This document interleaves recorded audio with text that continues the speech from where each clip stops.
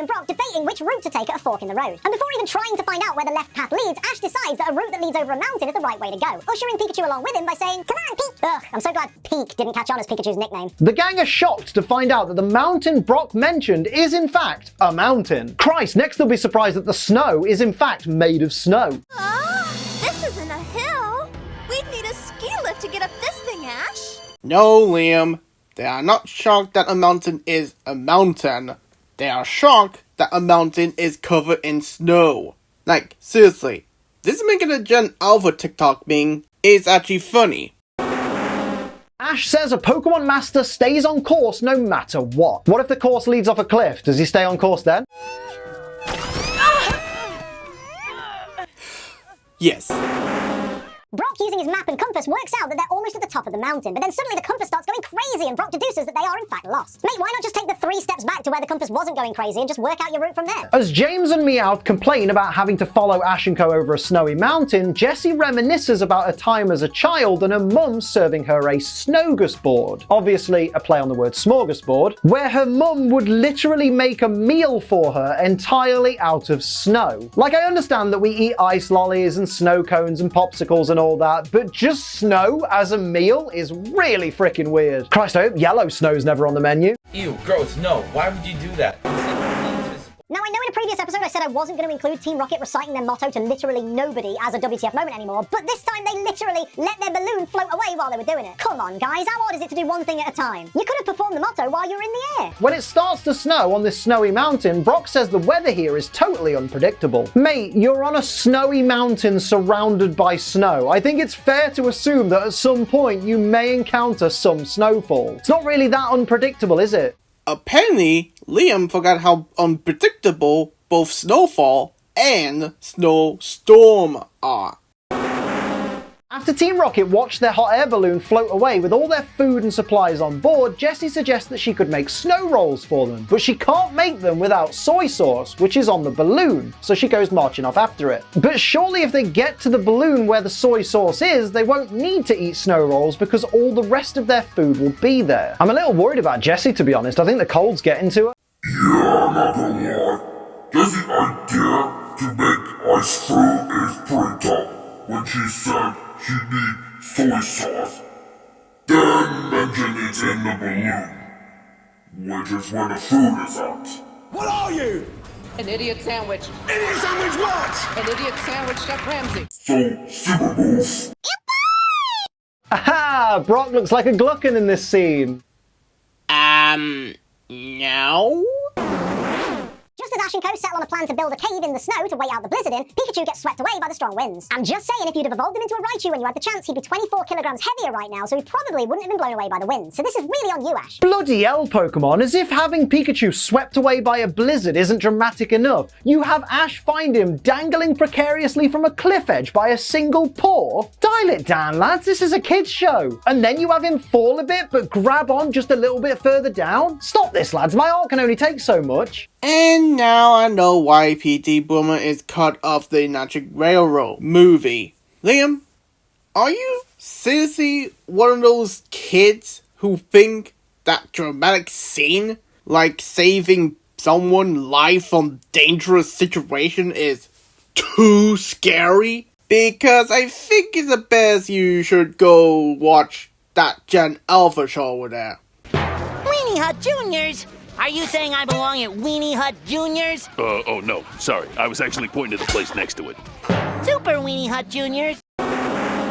Okay, real talk, why does Bulbasaur only send down a single vine to help Pikachu? Practically every time we've seen Bulbasaur rescue someone with its Vine Whip, it's always sent down 2 vines to the person or Pokemon, wrapped them around it to keep them safe, and then hoisted them back up. But with Pikachu, it just sends down a single vine, doesn't even wrap it around Pikachu, just expects Pikachu to grab it. Seriously, I reckon Bulbasaur is pissed that Pikachu is Ash's favorite and wants him to fall to his death. Yes, but Pikachu is smaller and lighter than Bulbasaur. So this is more likely Bulbasaur assuming that Pikachu grabbed it to be lifted before slipping through a belt of snow in his hands, which Bulbasaur sent out both fine, so no slip up. Oh, come on!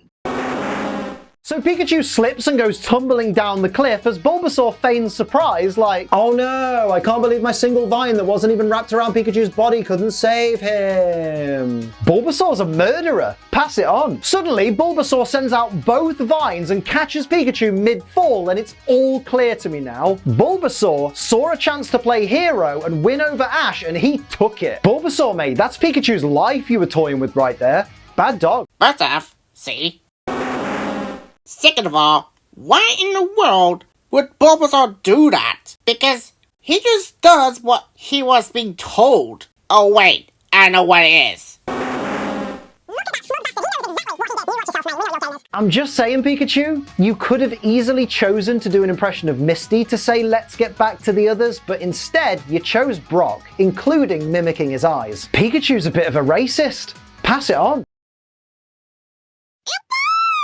When Ash, Pikachu, and the starters have finished building a snow cave to protect them from the blizzard, all the Pokemon are seen shivering, including Charmander. Mate, how is Charmander cold? It literally has fire coming out of its tail. Yeah, but tell that to Kai, who has a fire abilities, yet he nearly cold at the cold place, implying that even fire user can't stand the cold temperature. But if Ninjago doesn't count, then this is more like the reference that a fire-type Pokemon are not immune to frozen states effect. Meanwhile, Team Rocket are safely hidden from the storm inside an igloo they've built, and Jessie said she's made some of Mum's secret recipe snow rolls. I thought you couldn't make snow rolls without soy sauce. Seriously, mate, Jessie's losing it. Team Rocket try and use their imagination to stay warm. Meowth imagines bathing in a hot spring. James imagines sunbathing on a beach. And Jessie imagines sitting in a desert wearing a massive coat under a blanket surrounded by heaters and kettles. Mate, why would you imagine yourself being uncomfortably warm? Surely that's just going to make you feel even worse. Jessie, mate, what is with you today? Same with me. I maybe don't like cold temperatures, but even that is overheated. Seriously? Again with the puns? Charmander's flame starts to dwindle, and Ash orders it to get back inside its Pokeball, but Charmander is hesitant because it wants to help the rest of the group. And that's when I remembered. Oh no, this episode wants to make me cry. Buckle up. Ash figures that his Pokemon would be much warmer if they're inside their Pokeballs, but Bulbasaur and Squirtle, much like Charmander, are reluctant, and rightly so. Because realistically, if Ash dies, those Pokemon will be trapped inside their Pokeballs until somebody stumbles across Ash's corpse, which, depending on how strong the storm is, could take years. And that's complete bollocks, because 1, that's not how long the blizzard lasts. Like, what are you, a flat earther or something?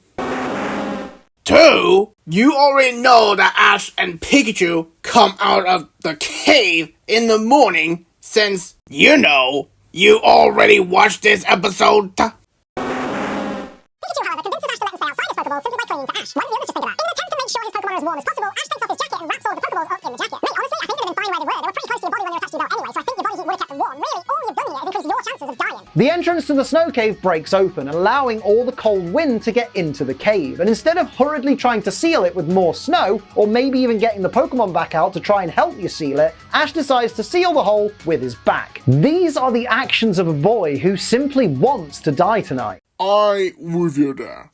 As an Umbra who almost died of frostbite 1,000 years ago, I can fathom with that. Cinema move. Direct quote from Ash. It's so cold! What did you expect? It's bloody snow. No, Pokemon, stop using Tears After Cloudy Weather. You can't keep throwing that piece of music out willy-nilly. You know it makes me cry instantly, and it is not fair. Honestly, play that at my funeral. I want people in floods of tears when I'm gone. That's the f was that? That's I don't know. Never mind. Put that sin back where it belongs. Brock and Misty find Ash in the morning and instantly brag about how they spent the night in an underground hot spring. Imagine nearly dying of frostbite and hypothermia, and then you see your mates in the morning and they're all like, "Man, last night was so great, we were so comfortable." I bet they even forgot Ash was missing until the next day, arseholes. While it is Season Tsunami that they brag about how they found a warm and cozy place while Ash is not. Jerks. But this is what I mean at Sin 9. Where Liam actually know how long the blizzard lasts, yet lies about it. So this is more like the w.t.f moment there, eh? So this episode ends with Team Rocket in a hot spring, too warm to stay in, but too cold to get out. And I can't help but think all hell's gonna break loose when one of these three needs to poo. It's so funny. It's such a good joke. No, it's not. That wasn't funny. Please, please never speak to me again.